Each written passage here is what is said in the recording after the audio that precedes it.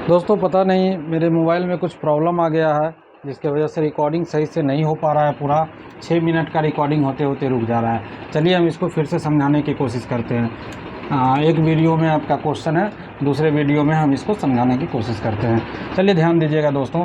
कह रहा है कि हीरे का जो टूटने के बाद, हीरा जो टूटा है वो किस अनुपात में टूटा है।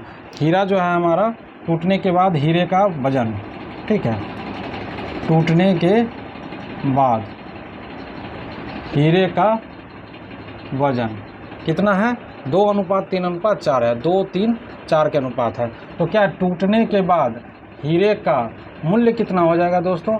मूल्य कर रहा है इसके वर्ग के अनुक्रमानुपाती, मतलब 2 का स्क्वायर 4, 3 का स्क्वायर 9, 4 का स्क्वायर 16। ये जो है टूटने के बाद हीरा का मूल्य है। तो यहाँ से टोटल मूल्य कितना हो जाएगा, अगर टूटने के बाद ये पूरे हीरा का मूल्य देखें तो पूरे हीरा का मूल्य कितना हो जाएगा हमारा 16 4 20 9 29। टूटने के बाद हीरा का मूल्य जो है हमारा 29 है। तो टूटने से पहले मूल्य कितना था, टूटने से पहले देखते हैं मूल्य कितना था। टूटने से पहले क्या हीरा मेरा टोटल यही था, तो टोटल हीरा ये था, तो इसका वजन कितना था टूटने से पहले, हीरा का पूरा हीरा का वजन, ठीक है।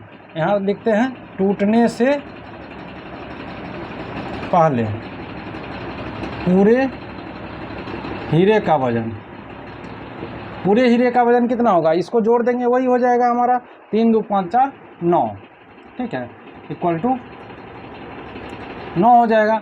इस सब को हम लोग जोड़ देंगे, है ना, 2 + 3 + 4, क्योंकि टूटने के बाद यही हीरा मेरा बना है। तो टूटने के बाद जब सबको जोड़ देंगे तो ये हमारा क्या हो जाएगा, उसका वजन हो जाएगा। चलिए ये वजन हो गया, तो वजन के वर्ग के अनुक्रमानुपाती, तो मूल्य कितना हो जाएगा, मूल्य जो हो जाएगा ये हो जाएगा हमारा 9 का स्क्वायर, मतलब 81।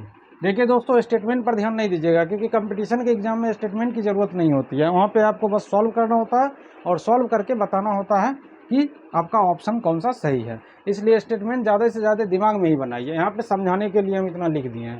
तो अब देखिए दोस्तों, यहाँ से 81 मूल्य था, यानी पहले जो हीरा का मूल्य था वो कितना था, टोटल 81 था। नया टूटने के बाद हीरा का मूल्य कितना आ रहा है, 29 आ रहा है। ये दोनों का डिफरेंस देखिएगा तो ये 52 का आ रहा है, ठीक है।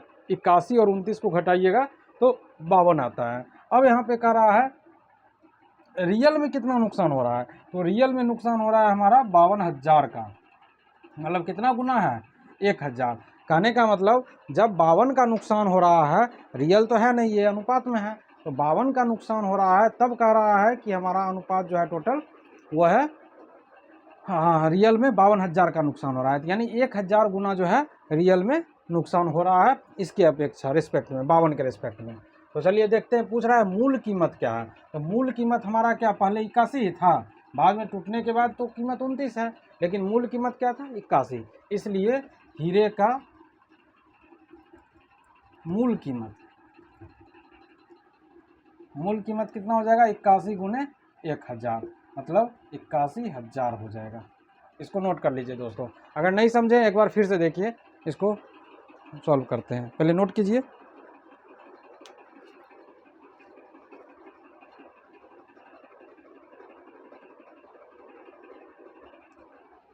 देखिए दोस्तों, कह रहा है कि टूटने के बाद हीरे का वजन जो है 2:3:4 में टूट गया है।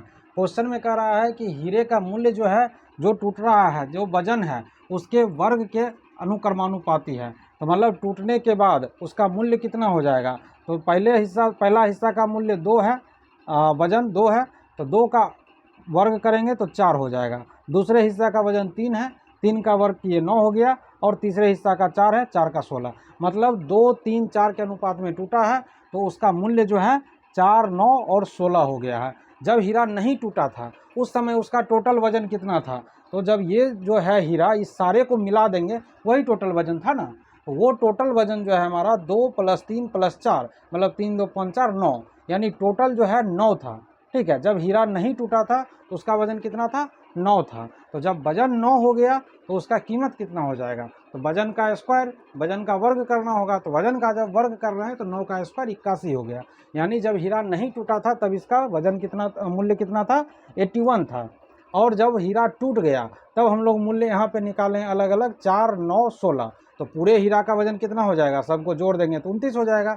जब हीरा नहीं टूटा था तब पूरे हीरा का वजन 81 था, जब हीरा टूट गया तब पूरे हीरा का वजन 29 आया है। तो कमी कितना का हुआ है? कमी हुआ है 81 में से 29 गया 52 का। जब यहाँ पे 52 का कमी हो रहा है तो क्वेश्चन में कह रहा है कि रियल में हमारा 52,000 का कमी हो रहा है, मतलब 1000 गुना कमी हो रहा है। तो मूल कीमत कितना है? तो मूल कीमत निकालने के लिए मूल वजन कितना था? 81 था।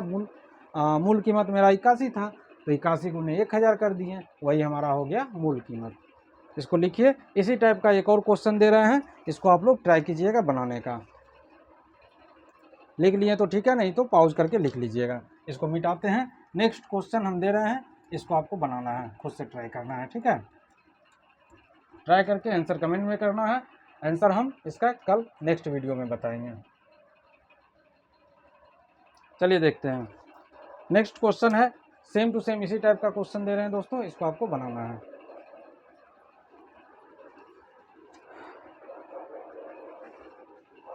क्वेश्चन है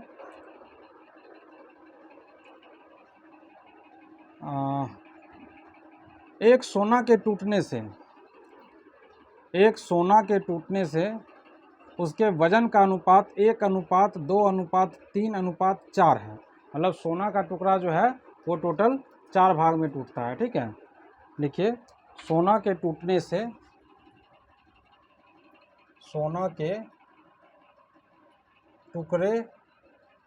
होने से वजन का अनुपात जो है ये है 1:2:3:4, 1:2:3:4, ठीक है। अब कह रहा है कि सोना का कीमत वजन के वर्ग के अनुक्रमानुपाती है, ठीक है। सोना का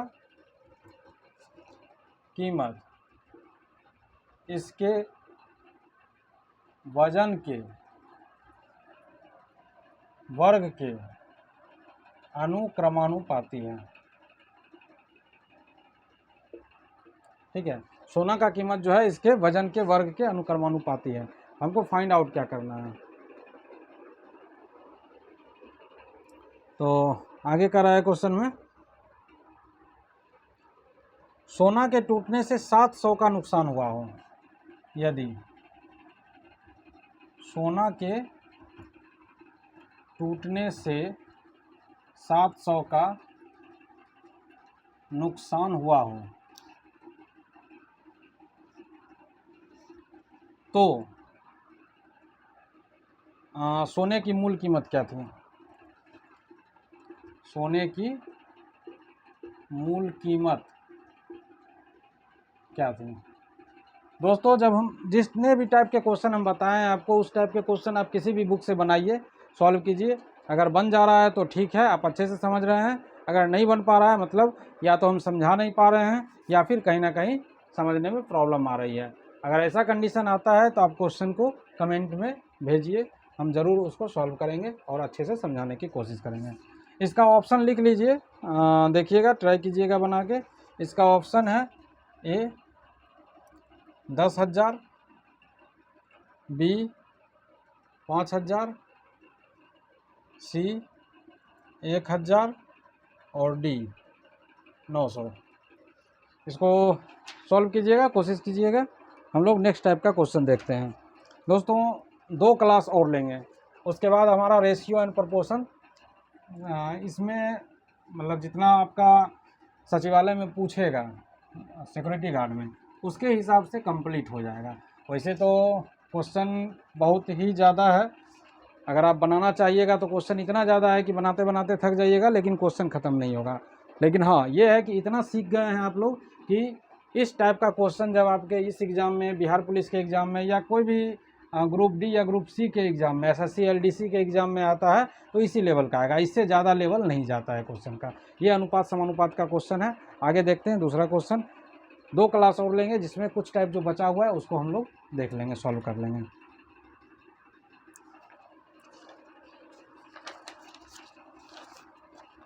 देखिए, क्वेश्चन एक इस तरह का क्वेश्चन अक्सर पूछा जाता है, और क्वेश्चन देखने के बाद हम लोगों को परेशानी होती है। लेकिन अब आपको परेशानी कभी नहीं होगी इस तरह का क्वेश्चन देखने से। बस एक बार ध्यान से देखिएगा और समझने का कोशिश कीजिएगा। संपूर्ण पृथ्वी, पूरे पृथ्वी पर भूमि और जल का अनुपात,